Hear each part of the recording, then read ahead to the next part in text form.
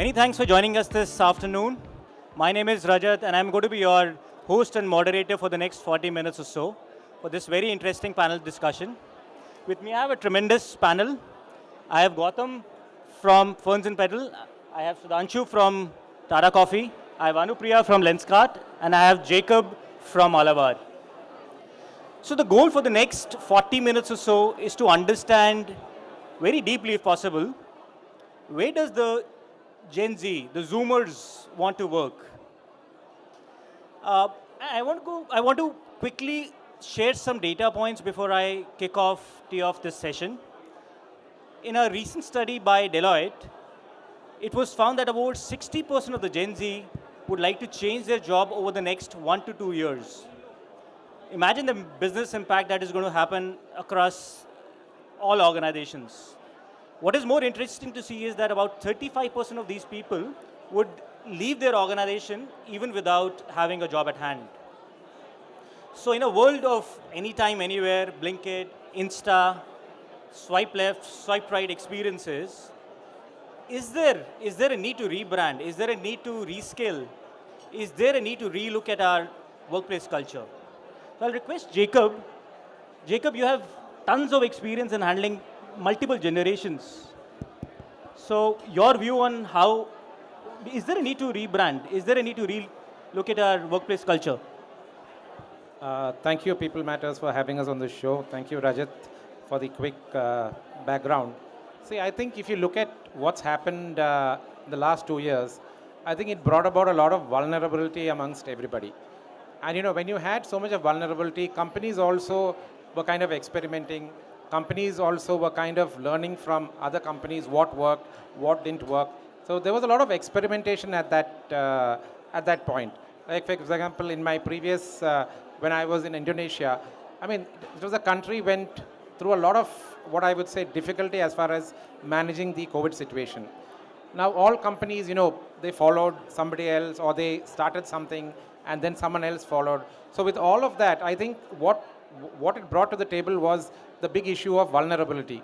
So I think most companies realized that, how vulnerable their workforce is, what needs to be done, and suddenly there was overemphasis on mental health, well-being, on ensuring that people stay, terms of endearment. These were all what companies were looking at. But what was most key was that, once we came out of this pandemic and now we reached a stage where companies are relooking at their growth plans, companies are relooking at what they require in terms of growing. So I think what it brings to the table today is, as far as Gen Z is concerned, I think they're very clear. They really want to know, what does the company have in terms of products and services for them, which are specifically customized to them, one. And second is they need to know what their career paths are. If I stay with this organization, what's in it for me? Why should I stay? And I think they're looking at things like, growth, learning, empowerment, trust, ability to take risks. So I think what it has brought back to the drawing board is that companies are having to relook at different strategies for different sections of the workforce, customization, and finally, and I think what works for one segment needn't work for the other segment. So all about one standard policy, one standard process, one standard, I would say, strand which unites everybody from a policy, process, product perspective is out, and it's completely customization.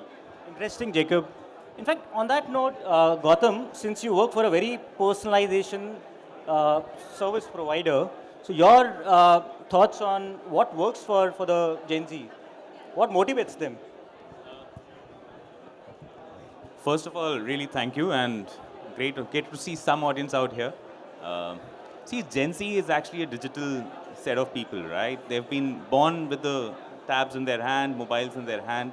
Definitely, I think they are fast pacer, okay, comparatively. They need everything instantly. Couple of things which they expect from an organization is definitely what's in it for them. They need far more, they have much better clarity in terms of what they are expecting, what they're expecting from the role, what this role will take, this role will take them where. That clarity will really need something they need at the day they join the job, right? Second thing, they also, when they come to the organization, they expect that the organization speaks the same language, or they they follow the similar culture, okay, what they normally live on it every day. So giving an example, they cannot expect an organization not to have a digitized process, right? They cannot expect the technologies not exist in there. They cannot expect that every time there is a form filling or a manual process, that always puts them off, right?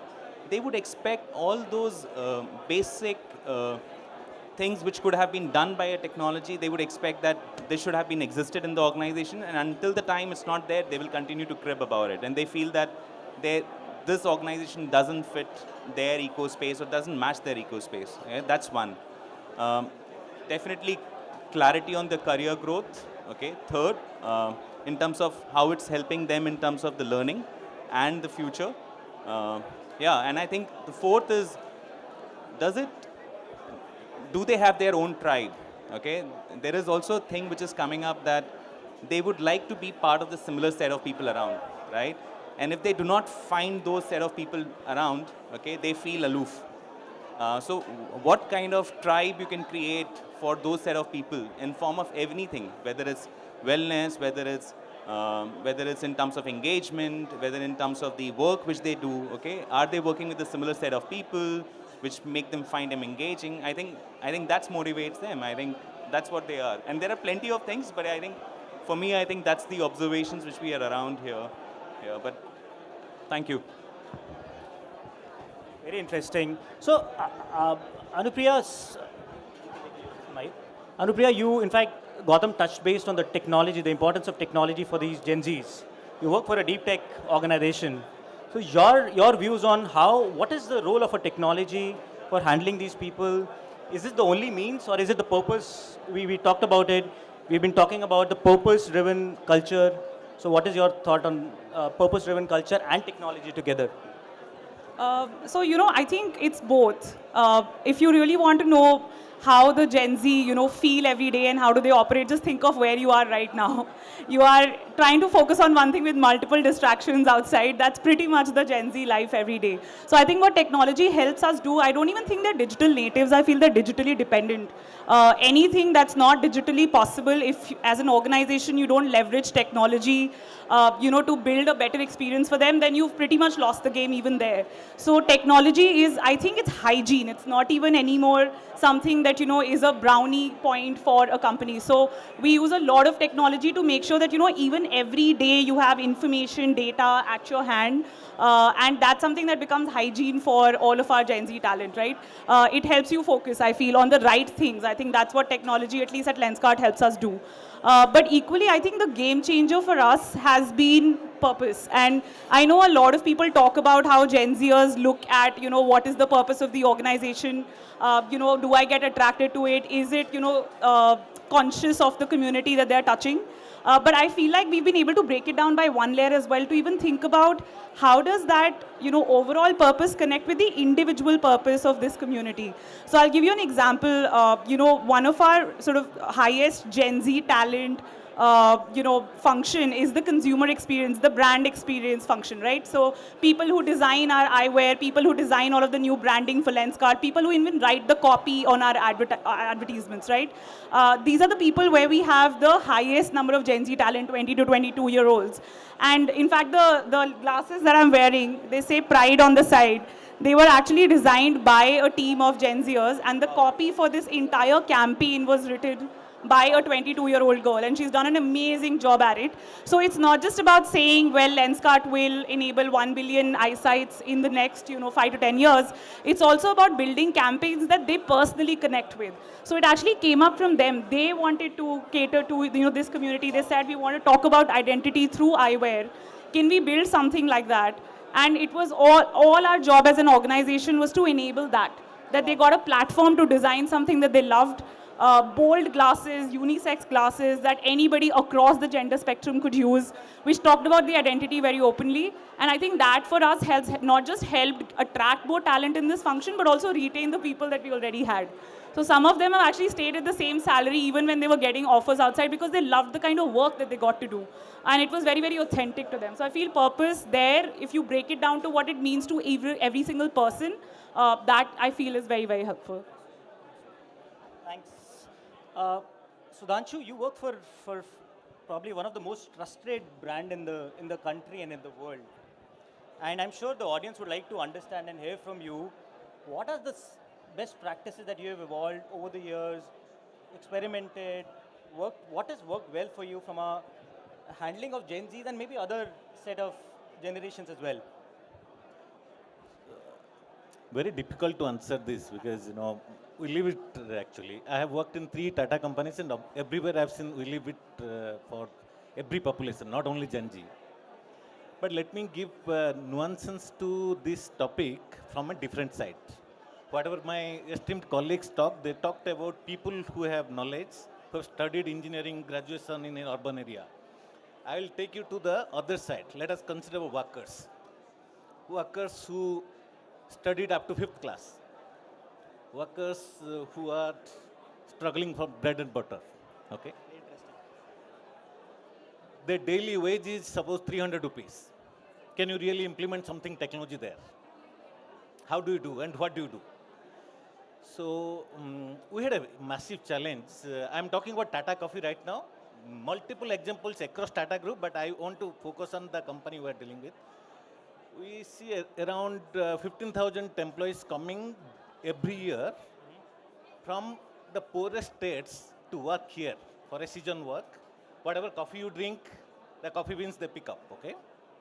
How do you really make them aware about what is life? Other than, hard work of 12 hours, then go back and sleep and drink something and sleep, okay? What do you do? So we have established ATMs in the remote places, manage their bank accounts. They don't have Aadhaar card. We have facilitated Aadhaar card. We have allowed them to really operate. We train them, My colleagues, they've gone interiors to train them how to operate a bank account. Is it not technology? Employees technology, okay? Is it not?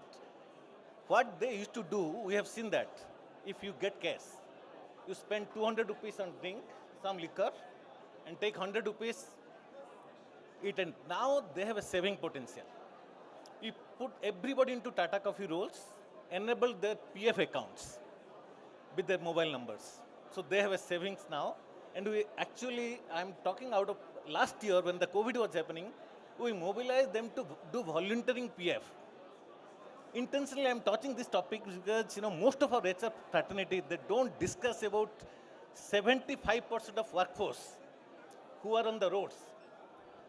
All of us who have traveled through a driver, Can you imagine what is the life of a driver?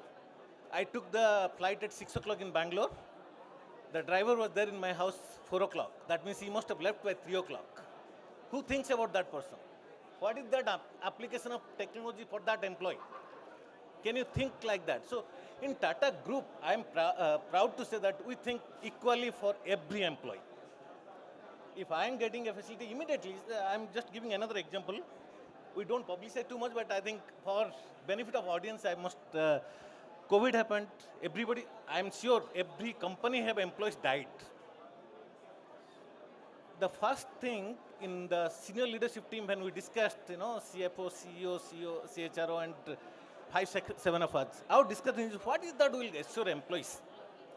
First policy we rolled out that any expenses related to COVID treatment, any hospital, blindly put the family members, we will take care.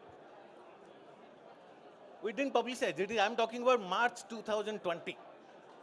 The second policy we saw, one of our colleagues died. First colleague died. Every expenses borne, that is different. Every company does that. Our first motto is we have to employ the spouse. We rolled out a policy that first preference is employ the spouse, put her or him into education which will support the professional job. We have multiple examples where employees died and their spouses or children are employed and they are now doing executive education either in technology wherever they are working. So culture in Tata Group is actually given. How do we practice that is depend on the people who are practicing, okay? Nobody stops us. When we think something like this, nobody stops us. CEO, CHRO, CFO, CEO, chairman, board members, they will wholeheartedly say, okay, go ahead. We don't look at budget when we are looking at this kind of culture building issues. We didn't think about anything, cover everybody We have actually, I want to give this example. We have 17, 18,000 employees inside our factories, estates working. We have created some 300 bio bubbles, much before IPL created bio bubbles. So we have these hotment areas, we have supplied groceries, we have supplied provisions. Every day there was a doctor, we have hospitals, so there was a doctor who are going there, they were stationed there. We have created massive infrastructure of, oxygen cylinders, oxygen supplies. Everything was to just make a comfort feeling to employees. They were not only our employees. There were many were contract employees, many were temporaries for 3 months, 4 months. The last one, I'm intentionally not touching the white color, so-called white colors. I'm just touching on this. We must have arranged some 100 odd buses to drop them to their hometowns. From Karnataka to Northeast Assam, Manipur, Nagaland. We arrange SC and we have employees calling them whether they reach safely or not. We were not knowing whether they will come next year or not, but we were concerned that they should reach home. They've come here to serve us, they should reach home. Recently, I'm just touching on this workers Very interesting. We have had a tie-up, we have discussions with my colleagues here from Air Asia, we have a discussion with Air Asia. We will be flying all workers from different parts wherever they want to work in Tata Coffee. We had a discussion, already have an agreement with Air Asia. We will be flying them to the experience of a person. I'm sure many of us must have experienced first time flying. In my generation at least, 25 years back when I first time flight, I felt very different, world is different, okay? Can you imagine a worker who is 5th class, not even 5th class, from a very rural background, earns 300, 400 rupees, flies, aspiration increases. What he will or she will taught, teach the siblings or children, always, aspirational. So we want to give those aspirational culture to every sector of people. I want to actually end here because That's go on and on. commendable, There's nothing, commendable. Thank Only a Tata can do that. I think, I'm sure we all at our own organizations have done best practices and a lot of things for our employees, but we can't beat a Tata. So thanks Sudhanshu. One question that I have on employer branding in this era, and this is to Anupriya. How important is employer branding in this era, specifically for these Gen Zs? In fact, I was on a lighter note thinking about what after Gen Z. We're actually running short of alphabets now. So I think they're saying it's going to be Generation Alpha now. Alpha now, yes. So how important is employer brand, and what are the new age practices to kind of retain and attract these people? I think employer branding has always been important, right? It's almost your only way to reach potential employees out there who might not know about the kind of work that you're doing. So it's always been important, but I think the way we've started doing it has been a little bit different and fragmented.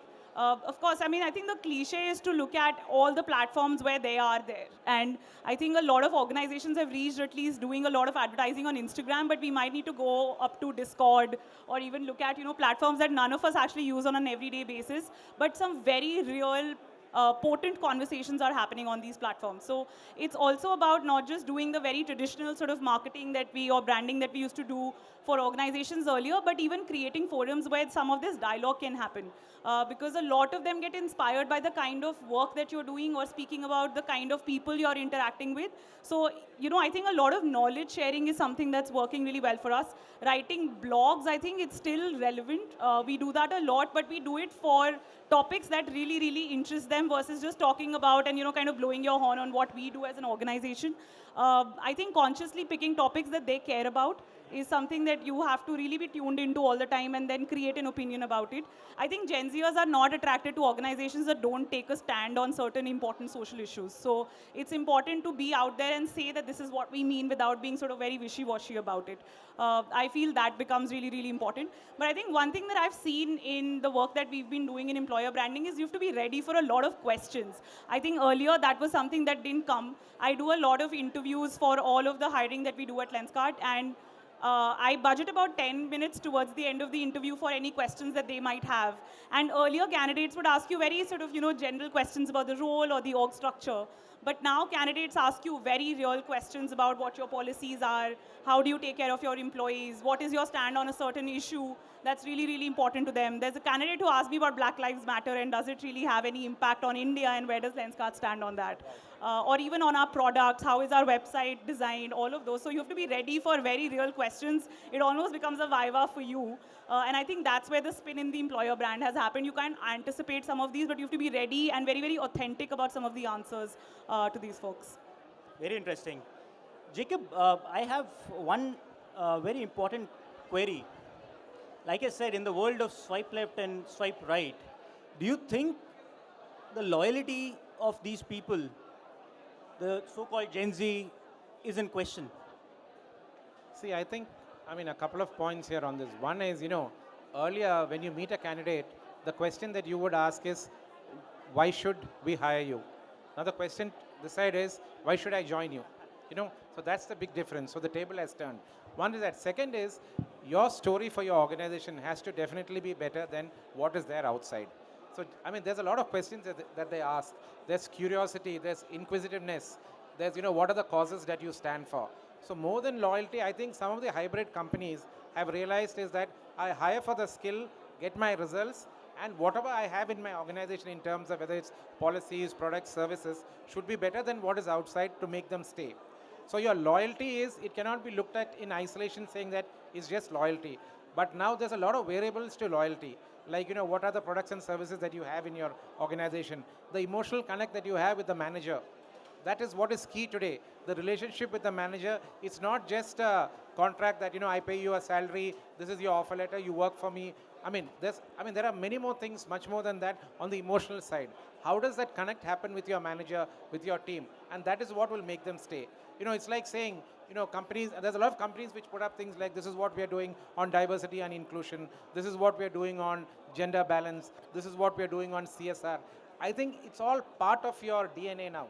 You really don't have to specifically say that we are doing this on diversity and inclusion. It has to be there. It needn't be talked about so much. It has to be part of the DNA and the culture of the organization.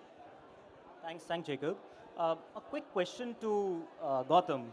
Gautam, how important is sustainability for these set of people? Oh, very important. I think the new age or Gen Z, what we call them, I think they're more conscious, I would say. Okay, they are more keen to contribute back to the social society around, right? And if you see that most of them today, if we look around, we all are moving with, we've gone away with the paper bags. We've seen that all these cloth bags, all the recyclable, and that's something which they feel pride about it. And I think, and every Gen Z employees, and I think today, I think we all are becoming more conscious. I think, but they're actually more purposeful, right? When we say that there is, Anupriya has spoken about the Gen Z would like to be purpose. They have some purpose around. They are really conscious about it. They really feel that how they can contribute back. So they all feel that how my organization is contributing towards it. Okay, how progressive my organization is doing everything or actions what we are doing it. So whether how do we promote diversity, okay, in every form, how do we practice it, okay, what kind of practices which we follow in terms of sustainability, in terms of the environment, in terms of the contributing to the society, what are the CSR activities we do. It's all about just not ticking the box. I think is they really feel that they would like to be part of it, they would like to contribute to it. I have so many employees probably who really wanted to be, who volunteer themselves, okay, wanted to be part of the CSR activity, and they really do not, even if if some of the activities we are not participating, we come across that they are actually part of those volunteer group, and where they go themselves and they're part of those communities and they be part of it. I think it's very, very important, and I think it's one more facets which keeps them engaged, which keeps them motivated, which keeps them alive, I would say. I think, I think that's the feel which we always get, I think. And the more we do it, and I think the more they're happy, they're happy to talk about it, okay. I also feel the Gen Zs are more acceptable to things change, okay.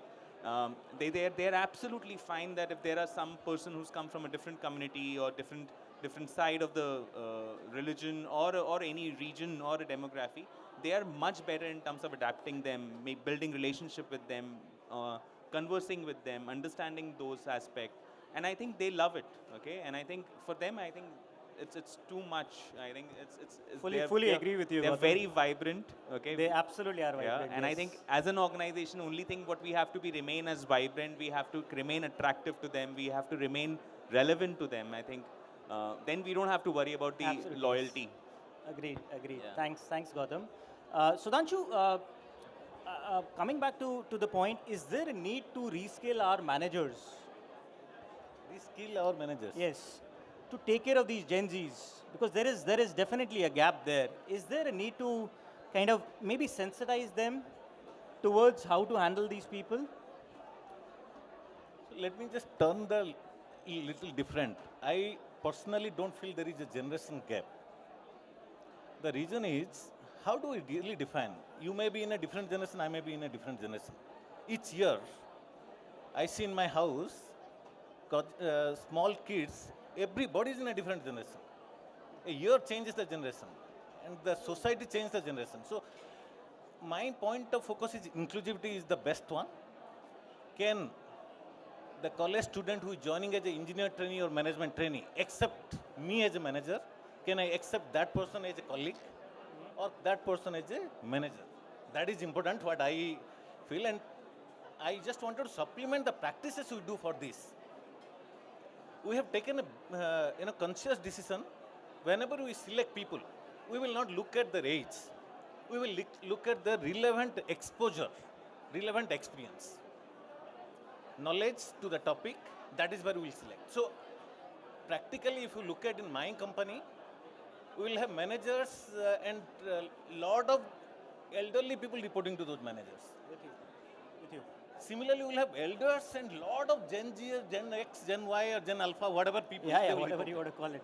So I consciously feel this discussion of Gen Z or Gen X or Gen Alpha is actually more taking away these people away from us, or they are not bringing closer to us. Fair point. I So agree with you. my fully point agree with is, you. let us bring inclusivity.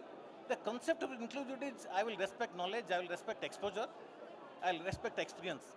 For example, you go to a student, I have met some of the students recently, the kind of the projects they've done in the summer internship, bloody have not done for last 25 years. I have to respect that person, hire that person, let that person do. I have to, correct? So what is that we are talking about, the difference? So we have to respect that. Thank you.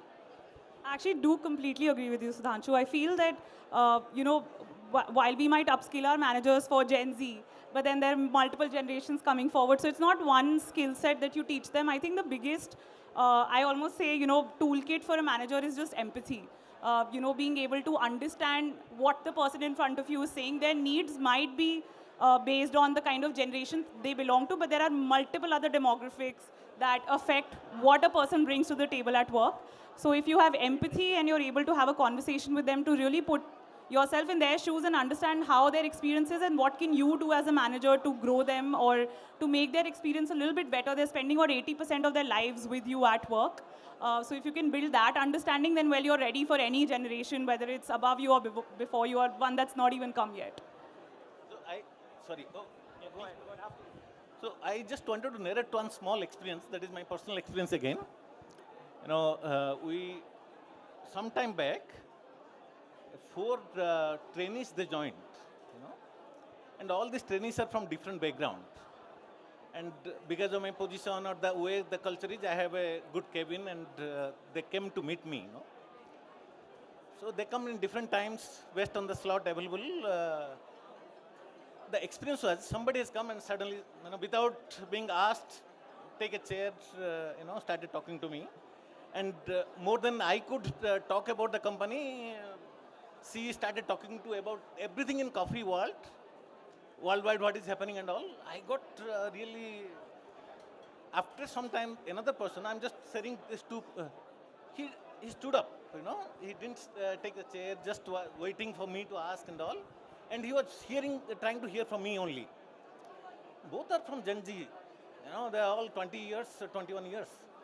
So I think let us not really make age as a criteria for a generation actually. People come from different background, different behavior sets.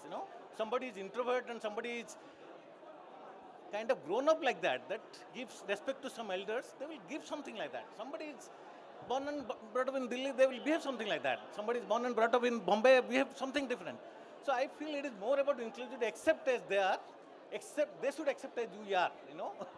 They should not think that I will be somebody different. That is what I would suggest. Orbit. Jacob, you want to please? Yeah, see, I think if you look at what's happened post-COVID, one of the innovative things which most companies are doing is the fact that there's something known as talent right sighting. So what happens here is that when a company sees a particular talent and they know that this talent can add value to the organization, they take that talent on board. There may not be a position, but the company takes a position that yes, if I take this person on board, this is the value that I would get for my organization.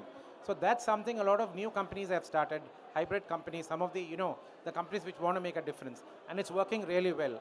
So in essence, what's happening is talent right sighting is I find good talent, I must find a place for them in my organization. Because, it's not just the conventional method of I have an org structure, there's a budgeting, I raise a manpower requisition form, all that, that's all fine. I mean, different ways and processes by which companies look at it. But what is key is that if I find good talent, I must have place for them in my organization. That will add a lot of value. Absolutely, please. I think very interesting point here. I just want to make one statement and again personal observation. I think what we realize that a lot of organizations try to imbibe their culture, drive their culture. Okay, what is culture? Okay, culture is basically a practice or a things which has been followed or the behaviors, a certain set of values which we try to build around. Okay, and somehow the way engage it.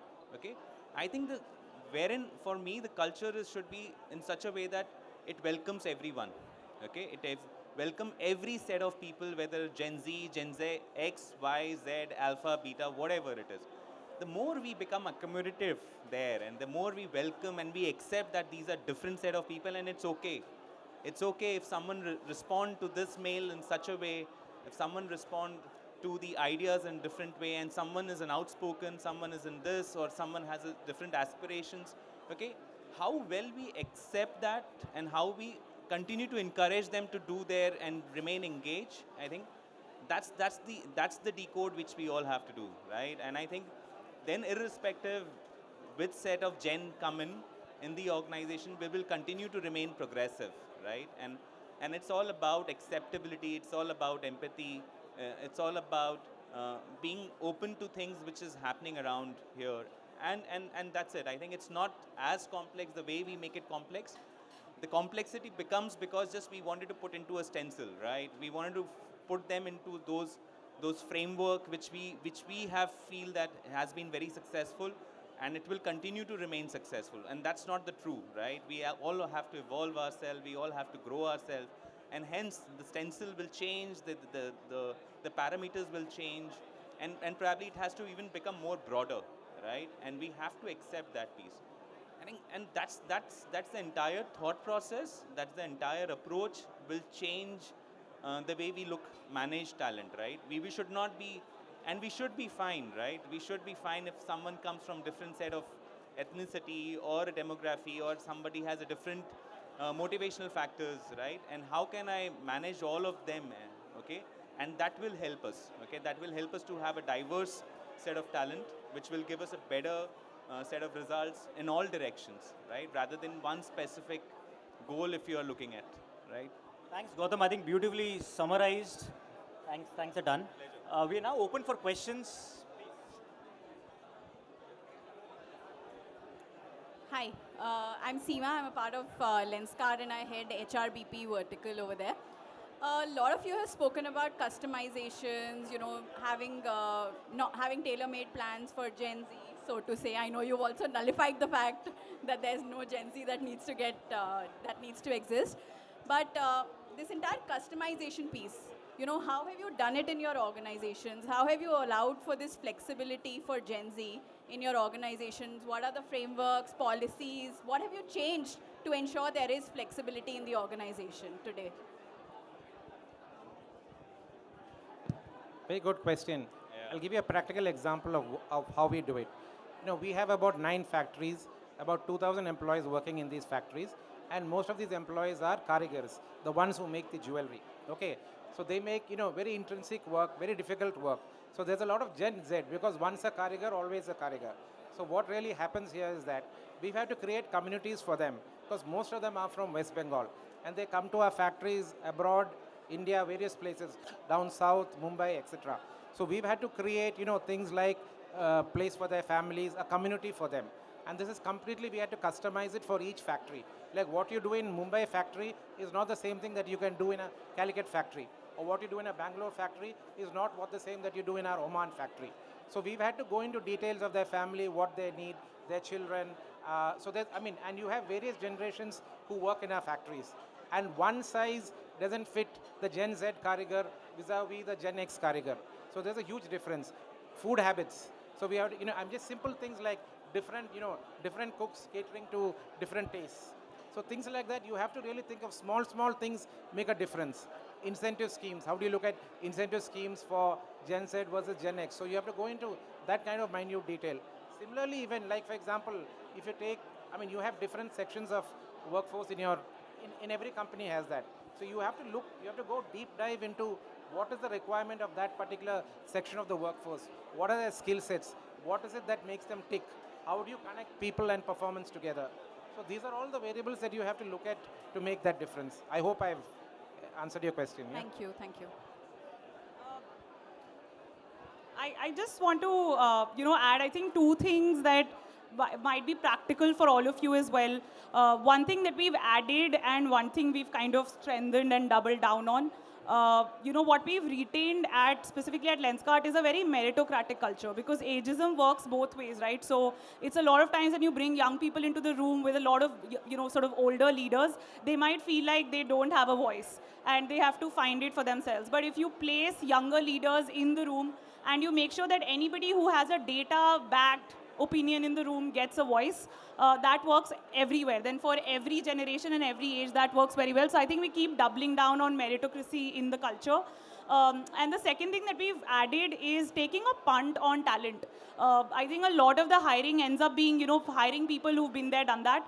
At Lenskart, we categorically hire people who have probably not been there, done that, but have the potential and the building blocks to actually do that. And we do it a little consciously because, we might be looking for someone who can manage 200 stores today, but 3 months later we'll be 500 stores. So how do you get someone who's been there, done that, right? We outgrow the pace. The company outgrows its own pace overall. So you have to find people who are able to kind of quickly upscale and go forward. And we have to obviously focus on their development as well, but taking punt on very untraditional talent sometimes works very, very well for, kind of keeping these people on. A quick one, it's not really a question. While we understand that culture, as you largely mentioned, Gautam, is a universe, and probably your value systems and every other thing, including your processes, will build or be a part of your culture, which will try and probably brand when you're looking at the Gen Z, because that's the crowd that you're looking at. But the fact remains that you do have about 50% or more in Zen minus Ys, and you will have the Zen plus ones coming soon. So that conversation goes on, and if you look at it wholesome, it's still your culture. The challenge is when your environment is evolving, you may have a culture which Tata's talk about for centuries. I believe with everything changing and change being constant, there is an evolution needed. At some point, your culture can turn redundant, and there'll be a time when you'll have to look at rebuilding your culture to the specific needs of the industry, your customers as well. So probably I'm looking at from my perspective where there is a time when you want to say, okay, great culture, people were fantastically doing well, but now your company needs to move forward, and if you're looking at the growth that you're looking at, the growth mindset, your culture needs to evolve. So how do you look at rebuilding culture and not just rebranding culture, because that itself faces a lot of reluctance. So how do you go about it, rebuilding a culture? See, I think when I would require a rebuilding culture, okay, when I've actually have been stuck to one culture for a longer period, right? So which means that an acceptance of the new set of things or initiative has not been happening around. Okay, that's more of a realization which is happening uh, uh, in form of business results, in terms of the time frames which we are doing it, or in terms of the how the progress which is happening in terms of the innovation, right? These are the certain ways where we realize that yes, there we have to do a culture shift, right? So first of all, if there is an acceptance and we identify what is the root cause of it, I think we'll always able to figure out, okay, what exactly how we need to do it, okay? And getting those set of people, understanding that where are we missing those piece. If we start sensitizing about it, okay, and one thing we've been talking about, again, a lot of my fellow colleagues have spoke about the empathy, right? If we start talking about and if we sensitize people, okay, what do we mean by empathy and how do we practice and preach, okay, from top to down, right? And I think the more and more we do it, the more we accept different set of people, and it automatically start forming up the different culture, right? And there are some key objectives which you would like to change, okay? You have to keep that in mind. So let's say that um, innovation, right? Okay, something which you feel that that has not been happening because you have old culture, that's become your core, right? And then everything what you do, whenever you see innovation, you reward, you recognize, you appreciate, and you start highlighting those set of people, right? So when you start highlighting certain behavior which will help the organization to do the next level, I think that's where you start the process of culture. And it's again, it's a process. It's not going to be a one click button, okay? But it will happen. I think most important is all about conscious mind, okay? The more we become conscious, the more we are aware, the more we accept things, I think it all will happen. I think that's how it. Yeah. So I have a blunt take on this. This culture building, culture rebuilding exercise only happens when the CEO and CHRO changes. If a leadership continuity, this is my experience, these are all unnecessary things happen because there are consultants they will do. Sorry, many consultants are there. There are CHRs who will join, they will try to rebuild the culture. CEOs who will join, they will try to rebuild the culture. If there is a leadership continuity, I have not seen, not studied anywhere where the leadership continuity is there, they are rebuilding a culture. Culture is a age-old thing which you actually imbibe over time. Anybody who is changing the culture, make my words, the CHRO change or the CEO change. So that is where I will just stop from my side. So Danshu, you know less than a Gen Z.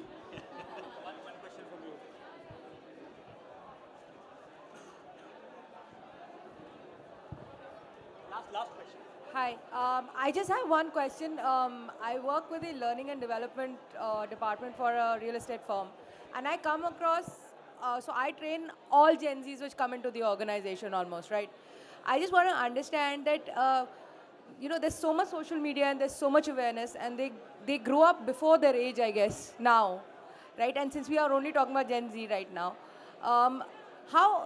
what is your take on, so we're talking about culture and everything, right? So what is your take on the openness to learning and them upskilling themselves through the organization? What are your thoughts on that? And what could be like a plausible, strategy, or what could be a plausible solution for upskilling them? Because their attention is very shifting. So just your thought on that. I'll give you a quick response. I don't know whether will answer your question fully. But if you look at integrated learning, there has to be a buffet of options today to cater to the various segments in your organization. So you have to have an integrated learning platform, whether it's e-learning, whether it's online, whether it's gamification, whatever it is. I think you must provide these options and allow people to choose what is required for them to move up the, as a career lattice, what is required for them, how do they move up, what is required, etc. So the key is, it's no more, this conventional method of training, 3-4 interventions, that's out. You have to look at a completely integrated platform, digitization, classroom, various other mechanisms. That's the only way that it will work. Because needs are different. Gen Z, they are equally smart. They're coming to the organization, and you have to provide one up more than what they already have.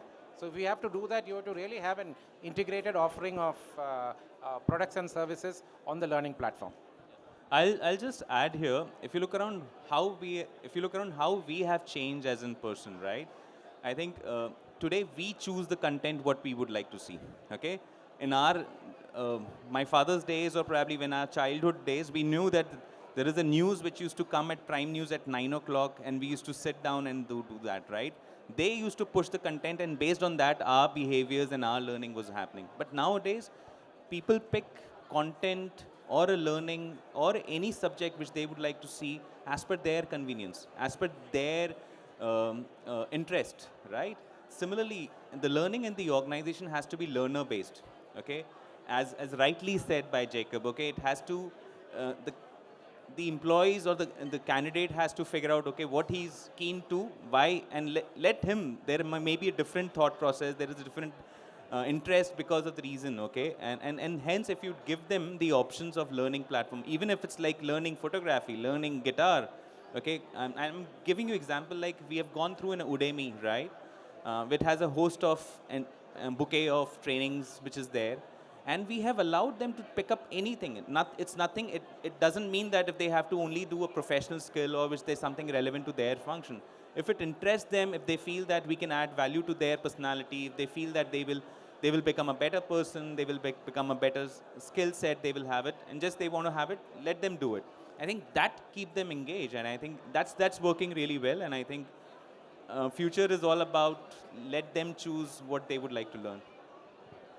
I don't know how many would agree here, but I really think the model for us and overall, which I feel truly works, is apprenticeship. I think this generation loves discovery. I mean, look at your iPhones, they don't even come with a manual. So I think learning has to be a little less prescribed now. It works really well if you kind of throw them in the deep and let them figure it out. And obviously having someone who's able to handhold and even take their ideas. So I feel like earlier learning used to be a little bit more pedestal based. I'm here, I can teach some skills to someone who's new. But I think now it's really just about letting them discover, because even if you look at the kind of apps they use, or like, you were saying the kind of content they consume, it's a lot about democratization now, right? They just see a model and they quickly want to adapt and find their own ways of building it. So I think making very prescriptive learning models, I don't think that's going to work now. It really has to be a little bit more experiential, on the job, let them learn the skills on their own and actually let them discover what best they can do out of it versus kind of prescribing what you think is best. That's what I feel. I think apprenticeship is the way to go. So I think we've overshot our time. So I'm sorry we did that. But thank you everyone for being here. Thank you panelists for being and contributing to this very interesting session. Thank you all.